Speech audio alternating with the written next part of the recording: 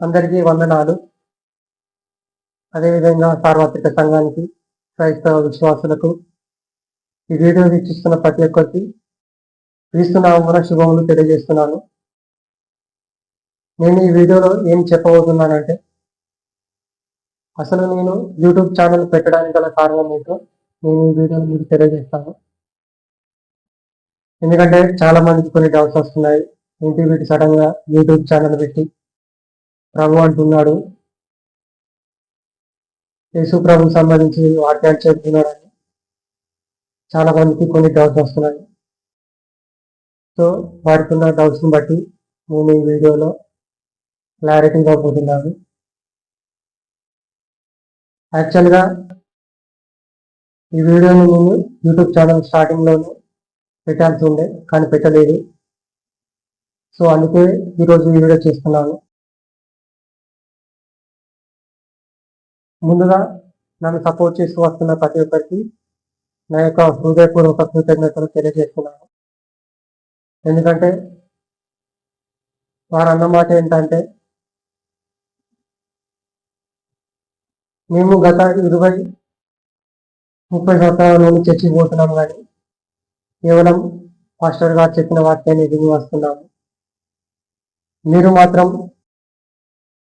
Recent గానే రక్షణ పొంది, అంటే నేను గత 10 సంవత్సరాల క్రితం రక్షణ పొందాను.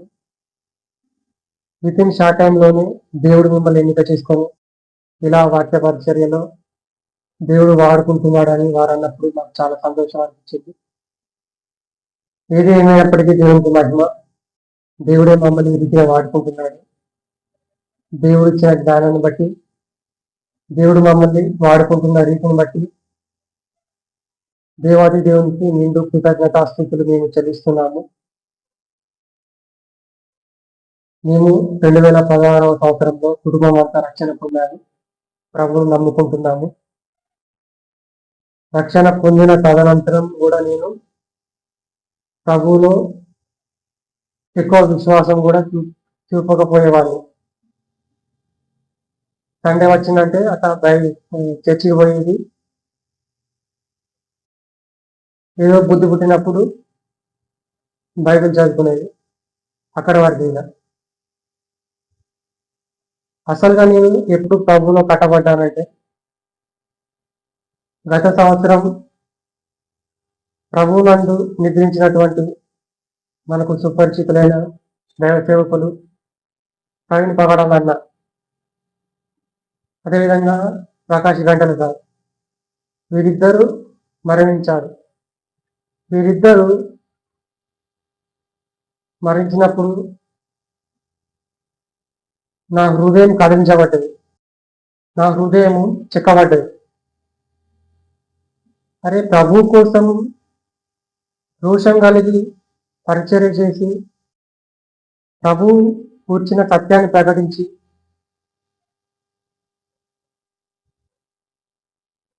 మరణించారు కదా, అసలు నేను ఎందుకు ఇలా ఉన్నాను, నేను ఎందుకు ప్రభు పరిచర్య చేయొద్దని ఒక తీర్మానం తీసుకొని అనుదినం దేవునికి ప్రార్థిస్తూ, దేవా నీ చిత్తమైతే నన్ను కూడా వాక్య పరిచర్యలు వాడుకోమని ప్రార్థించిన టైంలో ఆ ప్రార్థన నుంచి వచ్చిన ఆలోచనే ఈ యూట్యూబ్ ఛానల్. ఇప్పుడు చెప్పాను కదా ప్రవీణ్ అన్న గురించి. ప్రవీణ్ అన్న డిఫెన్స్ అయితే ఏమేమి, ప్రవీణ్ అన్నది ఇండాలజీ సబ్జెక్టు అన్న డీల్ చేస్తాడు, అది మాత్రం హైలైట్ అనిపిస్తుంది అన్నది. అదేవిధంగా ప్రకాష్ గంటల సార్ కూడా ఆయన ఫిలాసఫీ బాగా వస్తుంది.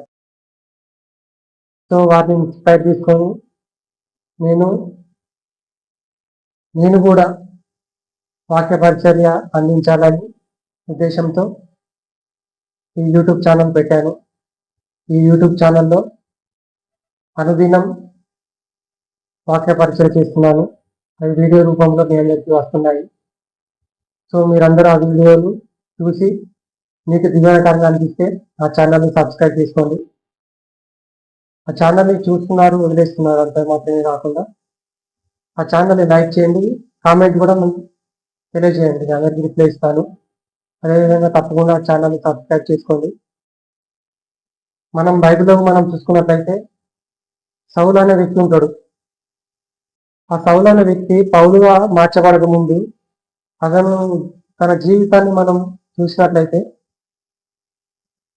స్టెఫను అనే వ్యక్తిని రాళ్లతో కొట్టి చంపుతున్న క్రమంలో అతని రక్తం ఆ కొట్టించిన వారి దుస్తులకు అంటుతుందనే ఉద్దేశంతో వారి దుస్తులకు ఆ సౌలు అనే వ్యక్తి కాపలా ఉంచి స్టెఫన్ను చంపుతుంటే ఈ వ్యక్తి సౌలు అనే వ్యక్తి ఎంజాయ్ చేశాడు. తదనంతరం ఆ సౌలు అనే వ్యక్తి దమస్కు అనే ప్రాంతంలో ప్రభు దర్శనం పొందుకొని బ్రతికితే క్రీస్తు కొరకే బ్రతకాలి, చనిపోతే క్రీస్తు కొరకే చనిపోవాలి, బ్రతుకుడ క్రీస్తే చావైతే లాభమే అని ఒక ఉద్దేశంతో వచ్చి ఒక గొప్ప పరిచర్య చేశాడు అపోస్తులుడైన పౌలు. ఆ పౌలు గారు ఎలాగైతే రోషం కలిగి పరిచర్య చేశాడో మనం కూడా అటు పరిచర్య చేద్దామా? ఆ పరిచర్య భారాన్ని దేవుడు మీకు నాకు మనందరికీ అనుగ్రహించారు. ఇదిగో సర్వలోకానికి వెళ్ళి సర్వ సృష్టికి సువార్తను ప్రకటించామని ప్రభు మనకు చదివించాడు. ఆ సువార్తని మనందరం ప్రకటిద్దామా? ఆ పరిచర్య భారాన్ని మనందరం వేసుకొని ప్రభు వచ్చే వరకు ప్రభు కనుసైగలోనే మనందరం జీవిద్దాం. అట్టి కృపను దేవుడు మనందరికీ అనుగ్రహించును గాక. ఆమేన్. ఈ వీడియో కనుక మీకు నచ్చితే లైక్ చేయండి, షేర్ చేయండి. అదేవిధంగా ఛానల్ని సబ్స్క్రైబ్ చేసుకోండి. Thanks for watching.